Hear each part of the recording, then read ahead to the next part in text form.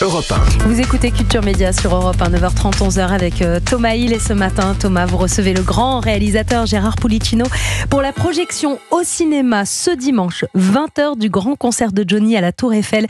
C'était en 2000, plus de 300 salles vont retransmettre ce concert. Donc allez au cinéma dimanche soir. Et on va dresser votre portrait sonore, Gérard, des petits sons pour mieux vous connaître. Voici le premier.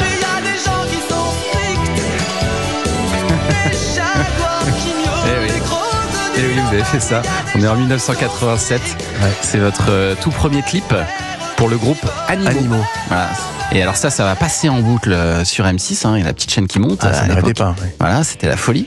Et du coup, ça va devenir un peu votre carte de visite, en fait, ce clip. Il va vous servir pour en faire d'autres. Ouais, c'est-à-dire que j'en ai fait 300 ou 400, j'en ai fait tellement, mais c'est vrai que ça a été la première marche. Parce que vous êtes aussi un passionné de musique depuis toujours. Votre instrument de prédilection, Gérard Pulicino, c'est la batterie. Le batteur, c'est celui qui fixe le rythme. C'est un petit peu ce qu'on fait aussi en réalisation finalement. Et c'est assez proche tout ça. Ça a dû vous servir. Le rythme, c'est la vie, quoi. Ouais. Donc c'est sûr. C'est-à-dire que j'ai commencé effectivement par la batterie, jouer dans différents groupes, et puis après, je me suis mis aux autres instruments, quoi. Et alors, vous êtes aussi compositeur, justement. Alors, pas de chansons pour Johnny. Et vous, votre truc, c'est plutôt ça. Ah non. Eh oui. Gérard Pulicino a réalisé notamment, écrit, composé le générique de N'oubliez pas les paroles, mais aussi celui-là. Hein. Ça, c'est mythique quand même. Oula, le son. C'est un son des années 80. Ouais, c'était la roue de la fortune. Un autre aussi d'époque. Celui-là, j'adore.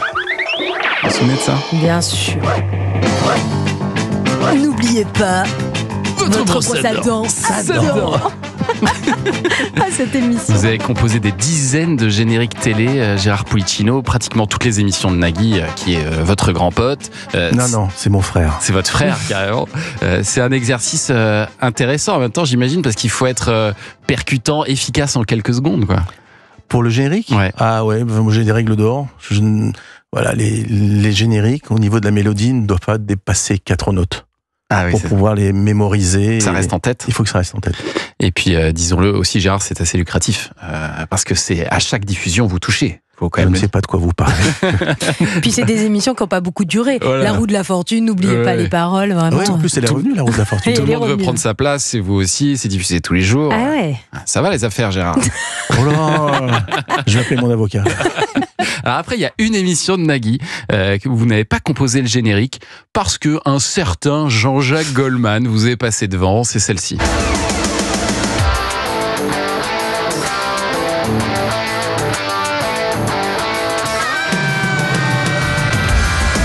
Faut avouer qu'il est assez efficace, ce générique. Extraordinaire. Non, mais il m'est pas passé devant. Moi, je voulais même pas essayer de le faire. Non, quand on a su qu'il voulait le faire, Nagui a appelé Jean-Jacques. Ouais. Et voilà, il lui a envoyé ça, c'est extraordinaire. Et c'était il y a 30 ans, Taratata qui a fêté ses 30 ans l'an dernier. Et c'est une émission quand même, c'est fou, c'est une émission que vous avez imaginée dans la cuisine de Nagui. Exact. Ouais, sur sa table de la salle à manger. Et on a créé carrément l'émission en pensant qu'on allait peut-être faire une saison, voire 2, si tout allait bien.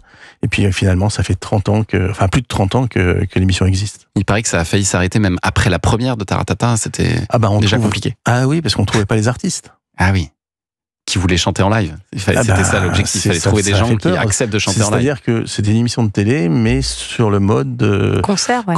Et donc il y a pas mal de gens. C'est-à-dire qu'au départ, à l'époque, toutes les émissions de variété se faisaient en général en playback ou playback orchestre. Mais là, on cumulait spectacle et télévision. Et alors pour vous, réalisateur, Gérard Pulicino, c'est aussi un peu un laboratoire. C'est pour Taratata que vous avez eu l'idée, par exemple, de raccorder un clavier de synthé à votre console de réalisateur. Pourquoi ? Pour pouvoir choisir les plans plus rapidement, c'est ça ? Déjà, oui, parce que je n'aime pas le côté mécanique des boutons dans les régies, où on appuie sur des boutons. Et comme je viens de la musique, voilà, l'idée c'était de prendre un clavier de piano et d'affilier chaque note à une caméra. Donc c'est assez impressionnant quand vous êtes en régie avec Gérard Pulicino parce qu'il a donc son clavier sur les cuisses, il est au fond de son siège et il joue de la musique. On a l'impression de voir une personne qui joue du piano, mais il est en train de réaliser une émission. La première fois, ça m'a joué des tours. C'est-à-dire que la première fois que je l'ai essayé, c'était en 95 et c'était Stevie Wonder. Ouais. Et j'étais tellement pris par la musique que j'ai commencé à jouer les accords. Donc c'était une espèce de cacophonie visuelle qui voulait absolument rien dire. C'est pas mal.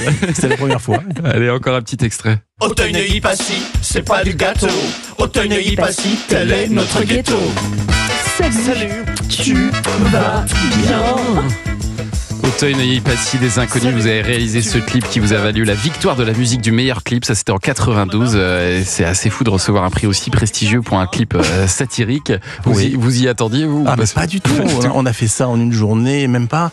Et on pensait pas. D'ailleurs, je n'étais même pas aux victoires. Moi, j'étais au Mexique en train de faire la piste de Zapatan. Ouais. Et j'ai Didier Bourdon qui m'appelle en disant hey, tu as eu le clip de la match. Oh, bah super, je savais même pas que. Non, mais pour un sketch, c'était un clip très réussi, très professionnel, très réussi pour un sketch. On s'est vraiment amusé. Et vous avez réalisé tous les numéros de la télé des Inconnus. Génial. C'était Antenne 2 puis France 2, qui faisait des scores d'audience dingues, 9 millions de téléspectateurs. Ça n'existe plus. Ça nous faisait tous, on regardait ça. Alors, on était ados à l'époque, mais on regardait ça le lendemain, on débriefait dans les cours d'école. Mais c'était la France entière qui regardait ça et qui se marrait. Mais franchement, quand on le faisait, on pensait pas que ça allait devenir iconique comme ça. Il paraît que c'était très sérieux d'ailleurs, qu'en coulisses, ça plaisantait pas du tout. Ah, pas du tout.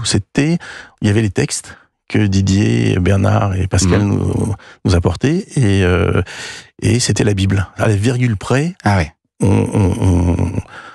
C'était extrêmement rigoureux et exigeant. On ne rigolait pas pendant les tournages. Bon, après, évidemment, il y a quelques fous rires, mais c'était très rare et c'était vraiment très sérieux. On faisait de l'humour très sérieusement. Très sérieusement, la télé des Inconnus. Dès que Gérard réalise quelque chose à la télé, ça fait 9 millions. Le concert de Johnny, 9 millions, les Inconnus, 9 millions, voilà. Justement, là, bientôt, on fait une super émission qui s'appelle Interville. Ah, ça va faire 9 millions. Le 9 millions, bien sûr.